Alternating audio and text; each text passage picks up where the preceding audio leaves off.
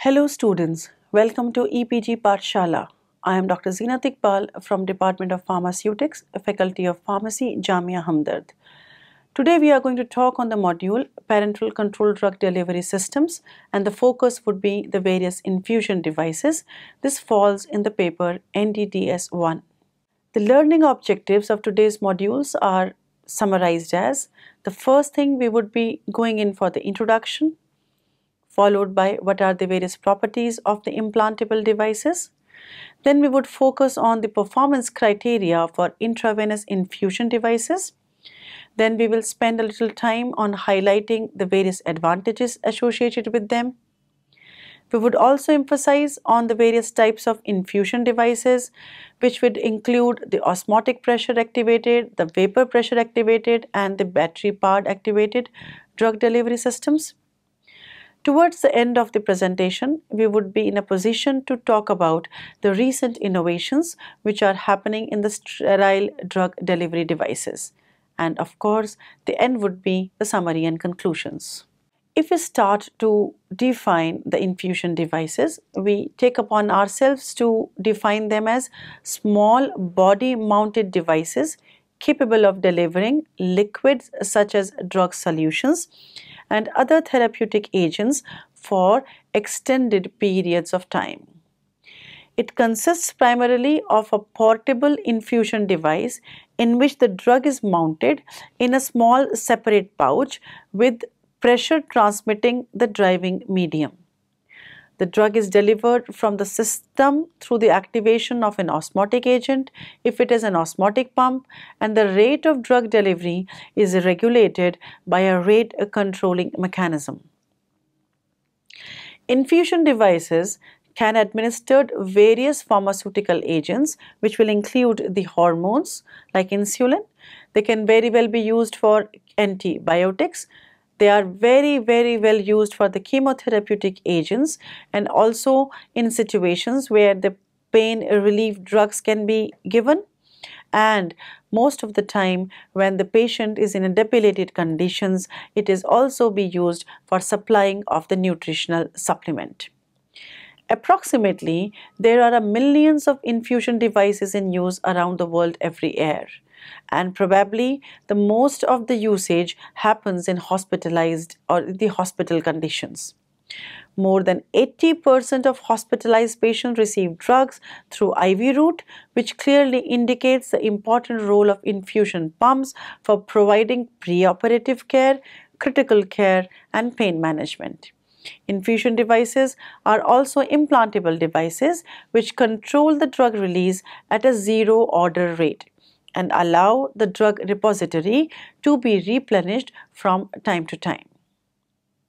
These systems consist primarily of a drug reservoir and a rate controlling unit, which in a layman's language or a common jargon can be referred to as a pump.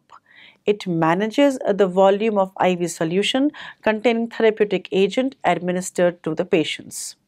On the basis of the drug delivery or release monitoring mechanism, infusion devices are classified into the following types.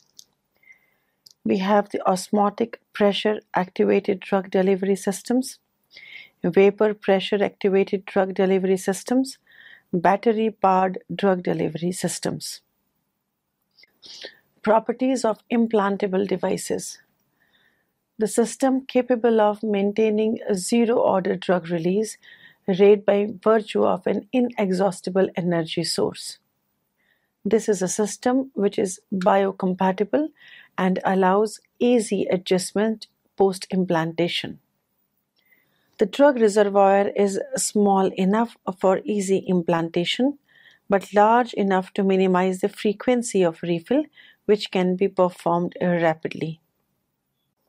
Let us try to sum up the performance criteria for intravenous infusion devices. It is well understood that intravenous pathway provides an excellent route for the continuous drug therapy. The ideal delivery system regulates the drug concentration in the body to achieve and maintain a desired result. When the drug's effect cannot be monitored directly, it is frequently assumed that a specific blood concentration or infusion rate will achieve the therapeutic objective. Although under infusion may not provide sufficient therapy, over-infusion can produce even more serious toxic side effects. What are osmotic pressure-activated drug delivery systems? Osmotic pumps are rate-controlled systems which provide continuous delivery of drugs stored in liquid or in the solid form. Due to the wide availability of water in all the body fluids, highly miniaturized implantable devices for even inaccessible body parts can be developed. Also, an efficient drug storage enables implantable device to provide constant drug release over a prolonged duration. In an osmotic device, the therapeutic agent in solution form is mounted in the semi-permeable membrane. The drug is released in a controlled manner at a constant rate by osmotic gradient. The rate of drug release is constant and is described by the following formula.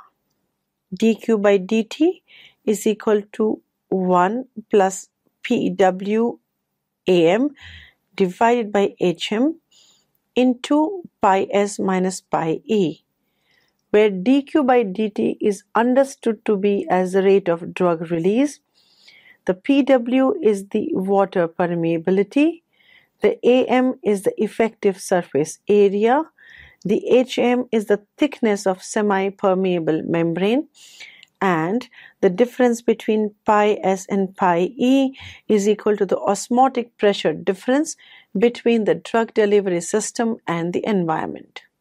My dear students, before moving on to the other systems in this category, we would try to sum up the various general advantages of the pump delivery system. The first and the foremost advantage which probably is there is that it ensures constant exposure to the test drug at a predictable level. It permits continuous administration of short half-life proteins and peptides. It provides a convenient method for the chronic dosing of laboratory animals per se. It minimizes unnecessary experimental variables and certify the reproducible, consistent results. It reduces handling and stress to laboratory animals. It allows a targeted delivery of drug or other agents to virtually any tissue. Because of being used continuously, it also has an advantage of being cost effective, and it does not require any electric energy. We now have a small discussion on the all-Z osmotic pump. All-Z osmotic pumps were developed in the 70s and are most commonly used today as mini osmotic pumps for delivering a large variety of drugs, hormones, and test agents with controlled rates for duration ranging from 1 day to 6 weeks without the need for external source. It is commercially available through Duras Corporation, Cupertino, CA, USA. These can be implanted subcutaneously or intraperitoneally in various animal species. All-Z pumps may also be connected with a catheter to deliver the pump contents directly into the venous or the arterial systems, the brain, or into any other organs and tissues. All-Z osmotic pumps are cylindrical in shape, comprising of a collapsible reservoir composed of impermeable polyester bag with an osmotically active agent coated externally. The reservoir compartment is then sealed with a rigid semi-permeable polymer membrane of cellulose ester blend. A cannula serving as a flow moderator is inserted after filling the pump with the drug. The shape of the pump prevents the spilling of the pump's content and reduces its diffusive release.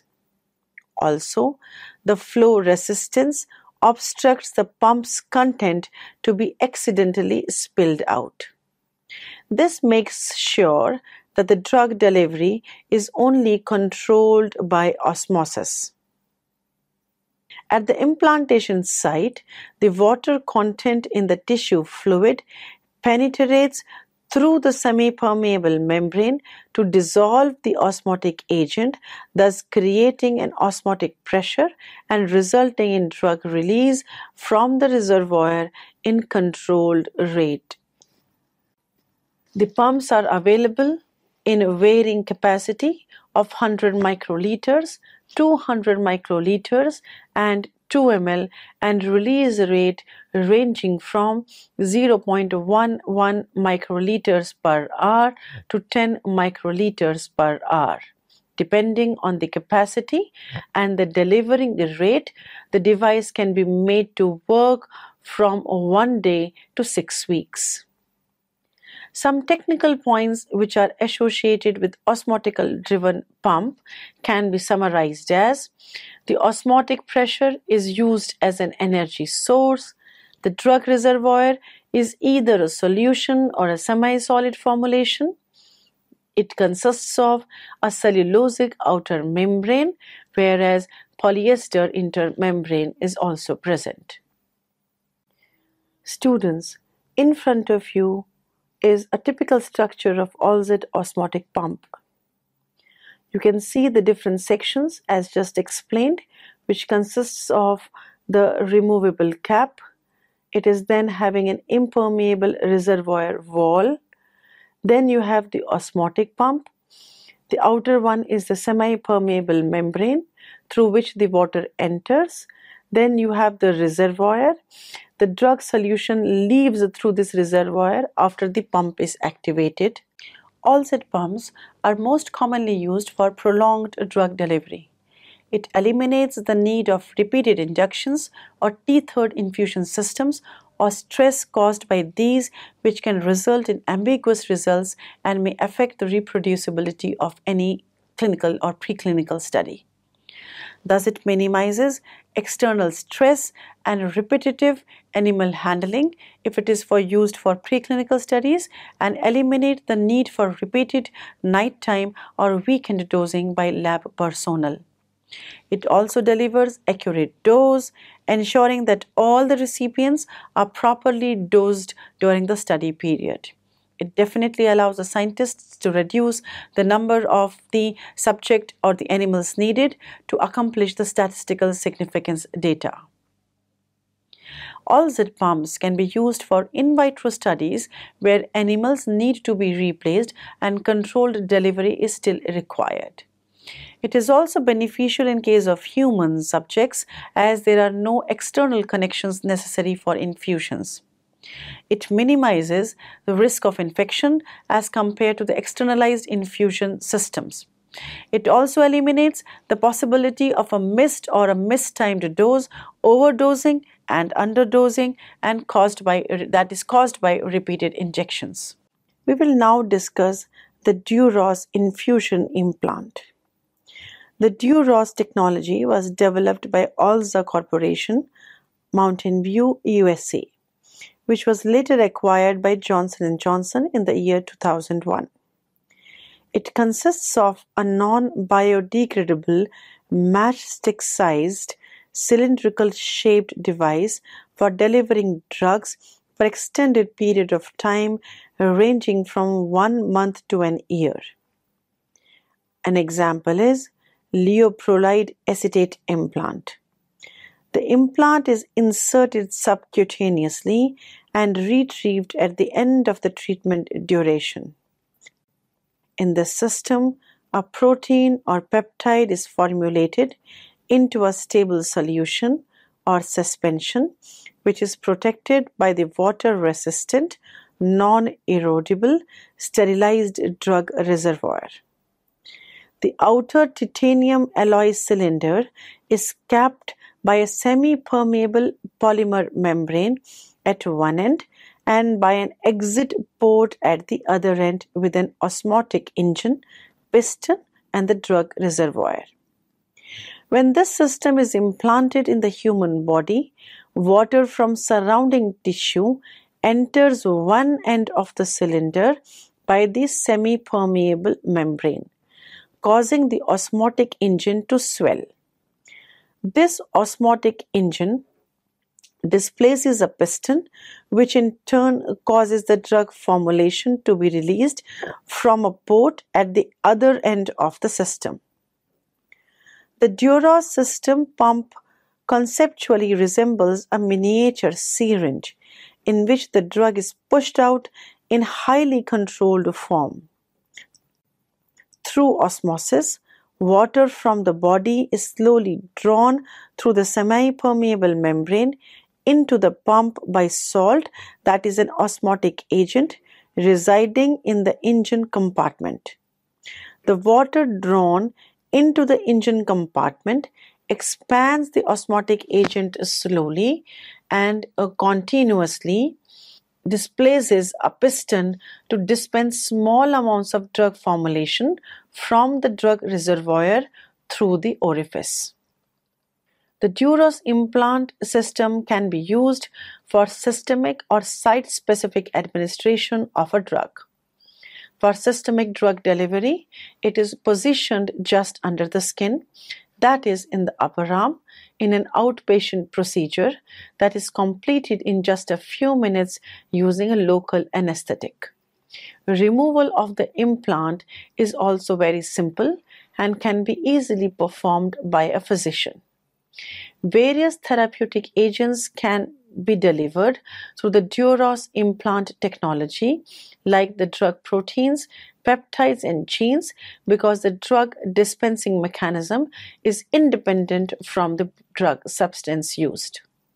Let us now dwell into understanding the characteristics of this just explained Duras technology. Duras can deliver drug up to 1000 milligrams of concentrated drugs from months to as long as an year. The engine can generate sufficient pressure to deliver highly concentrated viscous and non-water-based formulations. The system can be engineered to accurately deliver a drug formulation as dosing rates down to 1/100 of a drop per day on a continuous basis and a continuous rate with a difference or standard deviation of plus minus 10%. The titanium shell of the system protects the drug formulation inside the body from the contact with the body fluids, so it protects itself from the enzyme degradation, water, and clearance processes within the body. So once it is being put inside the body, despite being in the tissue milieu, despite being in the biological fluid milieu, it still remains absolutely protected. The in vivo delivery rate is equal to the in vitro delivery rate, whereas the delivery rate can be controlled and maintained throughout the duration of usage. The first FDA-approved implant using the Duras technology comes by the name Viadur, and the manufacturer were the Bayer AG from Germany. It was used for delivering the drug leuprolide acetate for a period of as long as 1 year for palliative treatment of advanced prostate cancer. We must appreciate it here that such systems are the ones which are most suitable for treatment in areas where a person suffers from cancer, which is probably requiring a continuous supply of the drug, and prostate cancer is one such condition. The behavior of the leuprolide acetate implant was extensively studied, and it revealed comparable in vitro, in vivo release rates. The device was very well accepted by patients. However, the manufacturing cost decreased the market demand of Viadur, which led to its discontinuance. The Duras technology was also used in combination with sufentanil for treatment of patients with opioid-responsive chronic conditions. Another device developed by Intarkia Therapeutics Incorporation, Hayward, USA, for type 2 diabetes mellitus treatment with exenatide for up to 1 year is currently under phase 3 clinical development. Duras pumps can also be used for drug release at target site by using a catheter which can be attached to the outlet port, guiding the drug release to the target organ or tissue. We will now shortly discuss the vapor pressure activated infusion devices. Vapor pressure activated infusion devices uses the vapor pressure as the power source. It is based on the principle that at a given temperature, a liquid in equilibrium with its vapor phase exerts a constant pressure that is independent of the enclosing volume. It basically consists of two chambers. Number one, an infusate chambers containing the drug solution. Number two, a chamber containing inexhaustible vaporizable fluid such as the fluorocarbons. These two chambers are well separated by means of a freely movable flexible bellow. After implantation, the volatile liquid vaporizes at body temperature and generates a vapor pressure. The bellows move upward and forces the drug solution in the infusate chamber and release the drug through a series of flow regulator and delivery cannula in the systemic circulation at a constant flow rate. The equation related to the drug release goes as dq by dt equals to 3.1416 d4 delta p divided by 128 mu L, where dq by dt is equal to rate of drug release, small d is equal to the inner diameter, L is the length of delivery cannula, P is the pressure difference between the vapor pressure in the vapor chamber and the pressure at the implantation site, and mu is the viscosity of the drug solution. The vapor pressure infusate chambers have been successfully used to deliver the insulin for diabetics and morphine for terminally ill cancer patients. In front of your screens, you can see that it consists of the two chambers, which probably are the drug chamber and the charging fluid chamber. These are very well separated by the two set of bellows.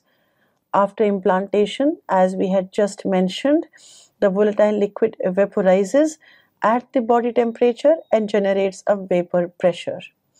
The bellows are then moving upwards and forces the drug solution in the infusate chamber and finally releases the drug through a series of flow regulator and the delivery cannula in the systemic circulation at a constant flow rate. You can also appreciate the presence of a bacterial filter which ensures that there is no presence of the contamination. The outer chamber is usually protected by silicone rubber coating, and primarily you can see that it is a very small cylindrical device which can be very well tolerated by any human system. The battery-powered drug delivery system is a second-generation programmed implantable drug delivery device. The infusion pump in this case is powered by a disposable or a rechargeable battery. The infusion pump has a housing having a recess. A motor which powers the pump is placed within the housing, and this is then connected to an electrical contact disposal in the recess. The recess is adapted to receive one of the disposable battery unit and a rechargeable battery unit. In case of the rechargeable battery, a transformer is used which is coupled to a conductive element for providing power from an AC power outlet.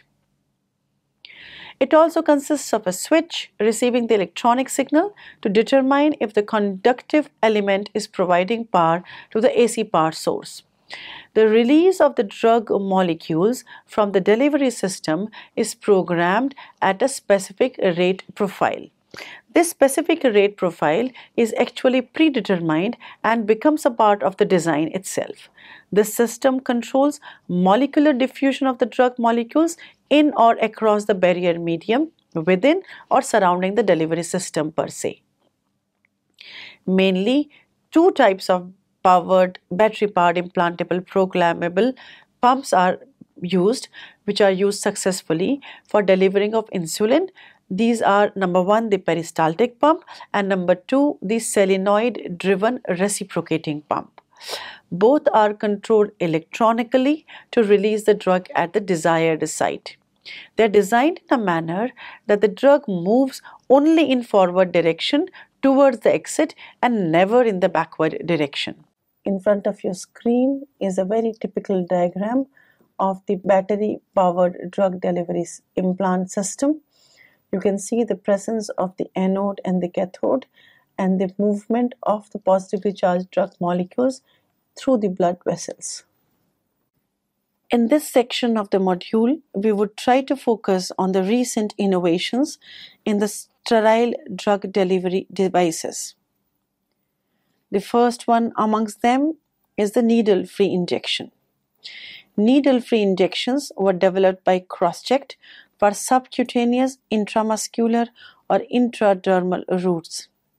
The device is suitable for all needle phobics and eliminates the risk of injury and needle contamination. Additionally, it improves the patient compliance and quality of life. We then have the Intervial Plus A. Duroject developed an advanced, simple to operate reconstitution device system which is designed for safety and precisely dissolve, suspend, and dispense a solid drug such as a protein or peptide compound.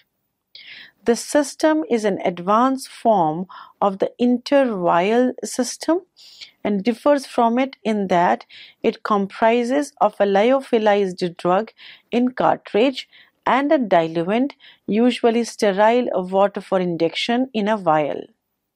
On activation, the diluent from the vial moves the cartridge and dissolves the drug.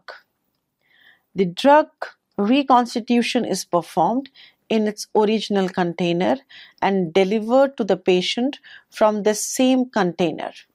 Since the drug admixture is not transferred between the chamber, transfer losses are nil. The next type of the advanced systems are insulin pen injectors. Insulin pens are first introduced and marketed in 1985 by the name NovoPen by Novo Nordisk. They are used to inject insulin patients with diabetes and allows self-injection. Insulin pen comprises of an insulin cartridge either integrated or separate along with a dial for measuring the dose. These devices have a typical dosing range of 0.01 to 0.6 ml, that is 1 to 60 international units. These pens may either be pre-filled, which are thrown away when the insulin is used up, or have replaceable cartridges in 3 ml and 1.5 ml sizes, which makes it reusable. These can be used multiple times by changing the needle. However, it must not be used for more than one person. Insulin pens have several advantages over the conventional syringe, such as easy dose setting, late dose indication, patient compliance, ease of use, and dose accuracy.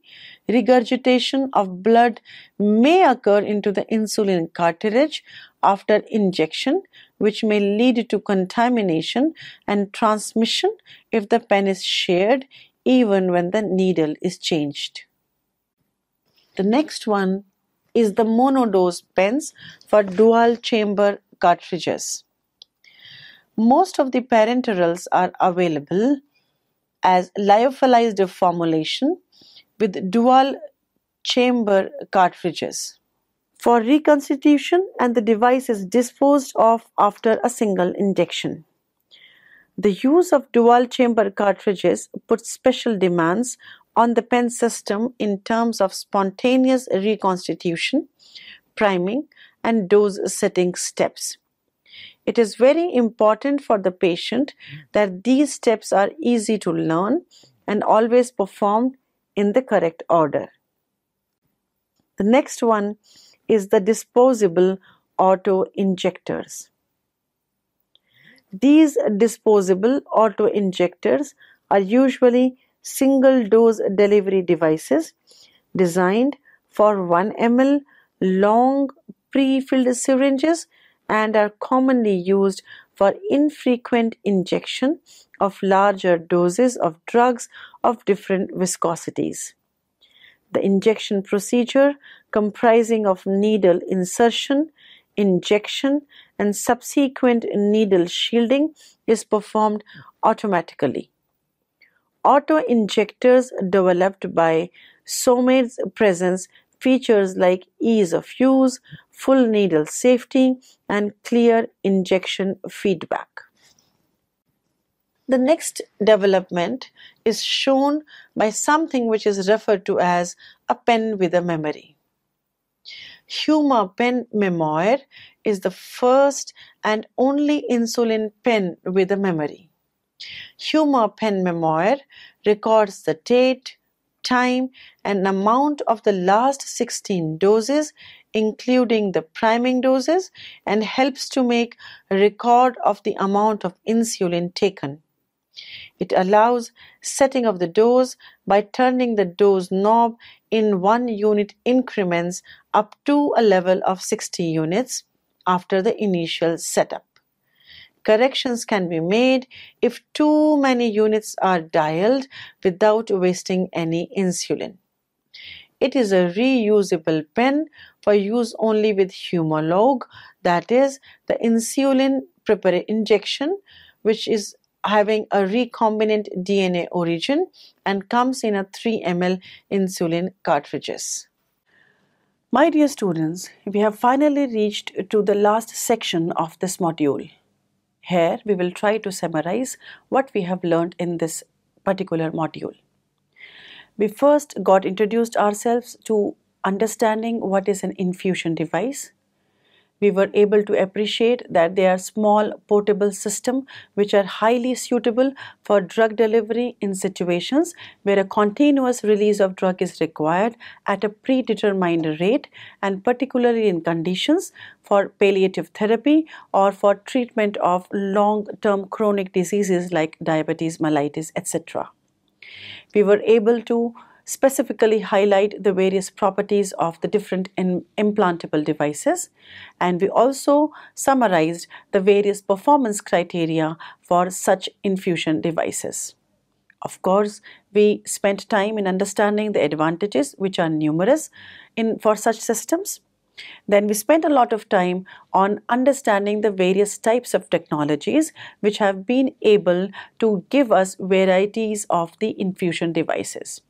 We studied about the osmotic pressure activated devices, that how an osmotic agent is required to trigger the drug delivery. Then we probably went on understanding the vapor pressure activated drug delivery system here, where probably generation of a vapor pressure was emphasized upon for final drug delivery. And the last one we talked about was the battery powered activated drug delivery system. Towards the end of this module, we also tried to emphasize upon what were the various recent innovations in the sterile drug delivery devices. We had the needle-free device. We talked about the latest technology wherein we had a pen which was also supported by a memory, which simply implies that whatever time that drug delivery device is being used, it will not only deliver the drug at that point of time, and probably it will keep a record of how much of that was delivered at what dates and what times. This would probably come handy in giving the best possible care to a person who is suffering from chronic diseases like diabetes mellitus.